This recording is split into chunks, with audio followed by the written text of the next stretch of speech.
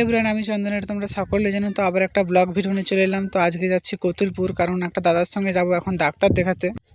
তারপর আমি আর একটা দাদা যাচ্ছি এখন বাইক নিয়ে। তো রাস্তাঘাটের অবস্থা দেখো, পুরো পুকুর হয়ে গেছে, যেখানে মাছ ছাড়া চলবে, যে এত বড় বড় গর্ত হয়ে গেছে চারিপাশে। পুরো প্যানে জামে কাদায় ভর্তি হয়ে গেছে আমাদের কাদাতে। তো তারপর ফাইনালি আমরা কতুলপুরের কাছাকাছি ঢুকে গেছি। এটা হচ্ছে শিওরের মন্দির। তো তারপর রাস্তায় যেতে যেতে দেখি হঠাৎই গুড়ি গুড়ি বৃষ্টি নামতে শুরু করে দিয়েছে। আর আমি যেহেতু পিছনে বসেছিলাম, ওর জন্য আমি গুড়ি গুড়ি বৃষ্টি পড়লে অত ভিজিনি। তো দাদা বাইক চালাচ্ছিল, তো দেখো পুরো জামা টামা ভিজে গেছে। তো তারপর আমরা একটা জায়গায় দাঁড়িয়েছিলাম। তো তারপর হালকা বৃষ্টি থামার পর আমরা আবার যাচ্ছি এখন কতুলপুরের দিকে। আর তারপর আমরা এখন ডাক্তার দেখাতে চলে এসেছি। তো আমি এখন বসে আছি, দাদাদের এখন ডাক্তার দেখানো হচ্ছে। তো তারপর বাড়ি আসতে আসতে দেখি একটা পুকুরে অনেক সাদা পদ্মের ফুল ফুটে আছে। তো তারপর আমরা তেল পাম্পে এসেছি এখন আমাদের বাইকে তেল ভরার জন্য।